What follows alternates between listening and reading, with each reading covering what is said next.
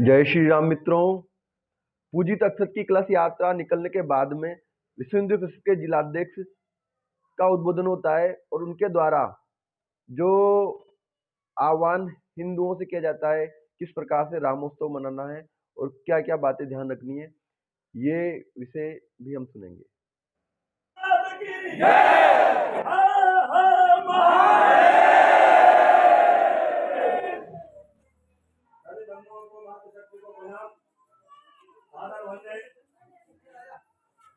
आज का जो माहौल आपका गांव का जो वातावरण बना है, इस वातावरण में दो प्रकार के विचार हमारे दिमाग में आता है।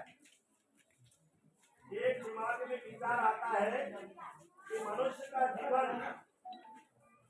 पानी की बूंद की तरह है और जब भी हवा चलती है पानी की बूंद लुढ़क जाती है, वो समाप्त हो जाता है। वैसे ही हमारा जीवन है, यानी जीवन क्षणिक है और ये जीवन क्षणिक है। आदि शंकराचार्य जी ने हमारे ग्रंथ में कहा है कि ये जीवन मानव का क्षणिक है और क्षणिक जीवन में यदि हमने कुछ काम ऐसे कर दिए, यदि क्षणिक जीवन में यदि हमने कुछ काम कर दिया है, कुछ पल हमने ऐसा स्थापित कर दिया है जिससे हमारा जीवन धन्य हो जाएगा, हमारी पीढ़ियों का कारण हो जाएगा, हमारा यश मिल जाएगा और हमारे राष्ट्र का निर्माण हो जाएगा।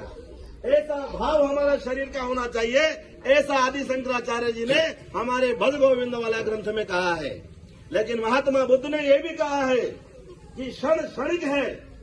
ये जो समय है आज आपका, ये पल भर का है। आज आपके गांव का इतिहास बन गया है कि हमने भगवान राम के वहां से जो निमंत्रण रूप में अक्षत हमारे पास आए हैं, उनको हमने चुपचाप नहीं लिया, बल्कि ढोल नगाड़े के साथ में जश्न मना करके ग्रहण किया है। तो एक पल आपके जीवन में लग गया है, ऐसा महात्मा बुद्ध ने कहा है। और ऐसा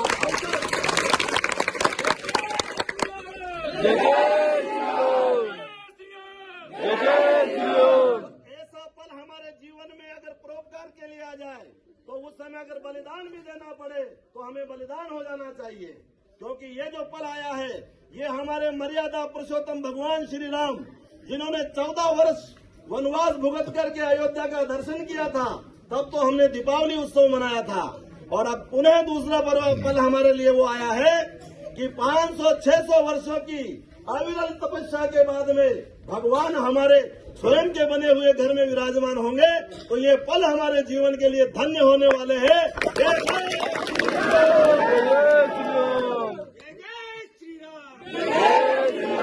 और इस पल को यादगार बनाने के लिए हम प्रत्येक हिंदू परिवार में जाएंगे, प्रत्येक हिंदू परिवार को जगाएंगे। क्यों जगाएंगे? क्योंकि हमारे जीवन के भी 2 लक्ष्य होते हैं। एक होती है मजदूरी और एक होता है परिश्रम। मजदूरी हम किसके लिए करते हैं? मजदूरी बिना सोचे समझे गांव के पटेल जी ने बुला करके हमें कह दिया कि आपको इस खेत में काम करना, वो मजदूरी शुरू हो गई। उसका कोई लक्ष्य नहीं है हमारा। हमें तो दिन की मजदूरी मिल जाना चाहिए, दाढ़ की मिल जाना चाहिए, यही लक्ष्य है। लेकिन परिश्रम आज आप और हम सब मिलकर के और इस भारत में जो परिश्रम कर रहे हैं, हिंदू समाज को जगा रहे हैं, इससे हमारे राष्ट्र का निर्माण होगा। किसका निर्माण होगा? राष्ट्र का। हमारा सपना है, हमारा भारतवर्ष की राजधानी, हिंदू सनातन की राजधानी अयोध्या बने और अयोध्या का पवित्र पावन धाम भगवान श्री राम के चरणों में हमारी सनातन संस्कृति के कार्यों की क्रांति प्रारंभ हो। इसलिए हमारा लक्ष्य है, उन्हें हमारा भारतवर्ष विश्व गुरु के रूप में स्थापित होकर हम देखना चाहे। इसलिए हमें ये परिश्रम करना है। क्या करना है? परिश्रम की कोई कीमत नहीं होती, कोई वैल्यू महत्वपूर्ण होती है। हम किसी काम को सफल करने के लिए जो काम कर रहे हैं, वो हमारा परिश्रम है कि हमारा राष्ट्र का निर्माण हो, हमारा देश हिंदू राष्ट्र बने, हमारा देश हमारे खोए हुए वैभव को प्राप्त करे और पुनः संपूर्ण विश्व में विश्व गुरु के नाम से विख्यात हुए। इसके लिए हम मेहनत कर रहे हैं, इसके लिए हम परिश्रम कर रहे हैं। इसके लिए परिश्रम कर रहे हैं। हमारा लक्ष्य है हमारा हिंदू राष्ट्र बने और हमारे हिंदू राष्ट्र की राजधानी अयोध्या बने।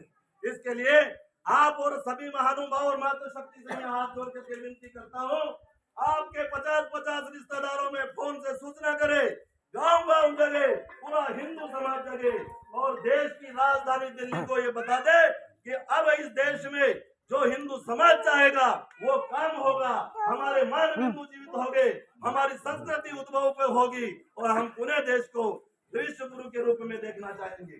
ऐसा विचार हमारे हिंदू समाज के प्रत्येक गांव और प्रत्येक घर से निकलना चाहिए ताकि हमारे विचारों की कद्र अब देश में होने वाली है। तो बंधुओं, मैं ये देखना चाह रहा हूं कि आज हमारे जिले में जो एक उभार आया है हिंदुत्व का, सनातन संस्कृति का, हमारे मर्यादा पुरुषोत्तम भगवान श्री राम की भावनाओं को उजागर करने का, तो निश्चित रूप से मैं आपको ये विश्वास दिलाता हूं कि आने वाले समय में शीघ्र ही संपूर्ण भारत में हिंदुत्व का डंका बजेगा, संपूर्ण विश्व में हिंदुत्व का डंका बजेगा और हमारे विचारों को लेकर के उन्हें यहाँ पर राम राज्य की स्थापना होगी। ऐसा विश्वास हमें हमारे हृदय में होना चाहिए। तो किस लिए होना चाहिए बंधुओं? जो अवसर हमारे बीच में आ रहा है, जो प्रण फल हमारे बीच में आ रहा है, 22 जनवरी 2024 सबको पता है? हाँ। दिन कौन सा है? सोमवार। 22 जनवरी 2024 दिन सोमवार का दिन है। उस दिन हमारे हिंदू परिवारों में व्रत उपवास का दौर चले, हमारे घर का सब काम सवेरे पहले फ्री निवृत्त होकर के हम 8-9 बजे के बाद में हमारे गांव में स्थित मंदिरों पर पहुंचे, क्योंकि भगवान की प्राण प्रतिष्ठा में हम अयोध्या सम्मिलित नहीं हो सकते। सुरक्षा और व्यवस्थाओं की दृष्टि से वहां पर संख्या निमित की गई है, उसी संख्या में लोग वहां पहुंचेंगे, लेकिन हमें हमारे गांव में विद्यमान मंदिरों को अयोध्या का मंदिर बनाना है और भगवान की पहली आरती, चक्रवर्ती सम्राट की पहली आरती अयोध्या में ठीक 12 बजे प्रारंभ होगी, तो हमारे मंदिरों पे भी वो आरती होगी। तो मातृशक्ति से मैं हाथ जोड़ के निवेदन कर रहा हूँ कि आप अपने घरों से अपनी थाली में आटे का या मिट्टी का दीपक बनाकर पुष्प सजा करके भगवान के मंदिर पर पहुंचे और सब एक साथ भगवान की आरती में सम्मिलित हो और पुनः ये विचार करें कि इस संसार में है भगवान, हमारा हिंदुत्व और सनातन संस्कृति का झंडा ऊंचा रहे। इसी आशा के साथ में हमारी ऊर्जा अगर हम वहां तक पहुंचाएंगे तो निश्चित रूप से भगवान हमारे विचारों को सुनेंगे। तो बंधुओं, आज के जो अक्षत आपके गांव में पहुंचे हैं, ये 1 तारीख से आपके घर तक आएंगे।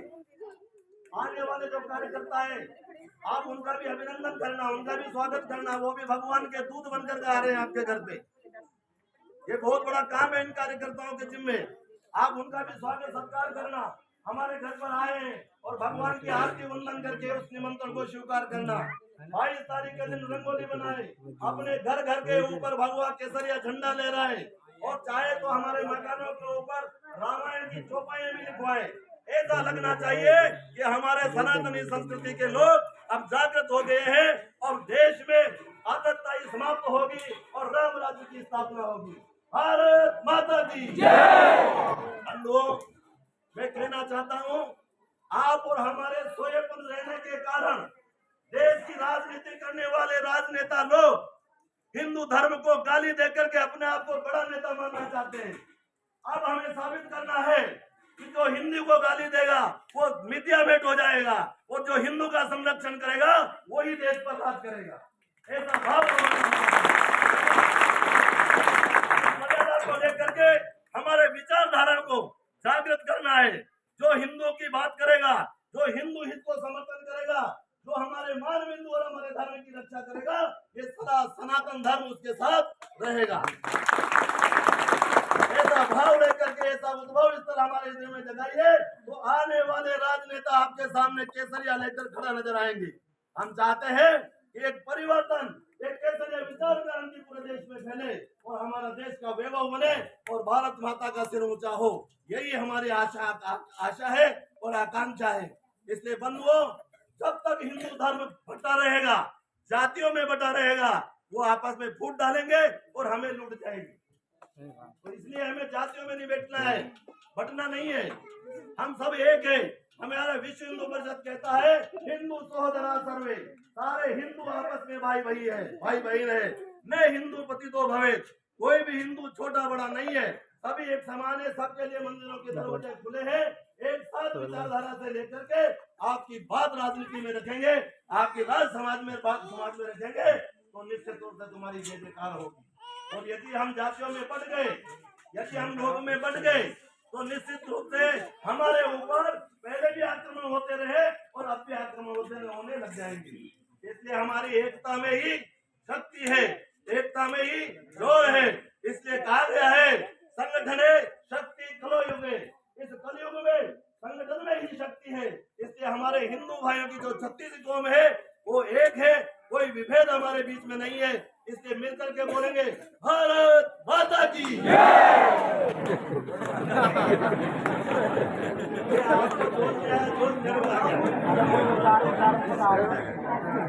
भारत माता की। विश्व हिंदू परिषद के द्वारा जो आग्रह घर घर पे और प्रत्येक हिंदू से किया जा रहा है, वो विषय हमने विस्तृत रूप से उनसे सुना है। उम्मीद है, विश्वास है, आप सभी भी अपने उत्सव को भव्य बनाने के लिए इस आग्रह को जरूर स्वीकार करेंगे। वीडियो अच्छा लगा होगा, वीडियो अच्छा लगा हो तो लाइक शेयर कमेंट करें, और जिन्होंने अभी तक चैनल सब्सक्राइब नहीं किया, चैनल सब्सक्राइब करें। वंदे मातरम, भारत माता की जय।